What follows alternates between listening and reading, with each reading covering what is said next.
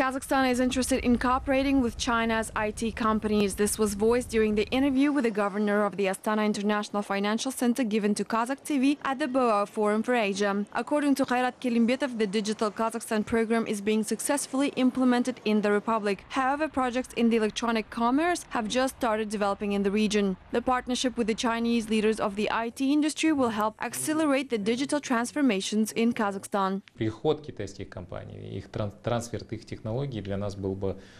Transferring technologies from the Chinese companies to Kazakhstan would be very useful. The companies like Tencent have implemented advanced technologies. The WeChat messenger allows not only exchanging messages but also paying for services. I think that this is our future, which will significantly change the landscape and the financial sector as well as simplify people's lives and will lead Kazakhstan to the further point of its development. We would like to establish appropriate cooperation and create the conditions for the Chinese internet giants in our market.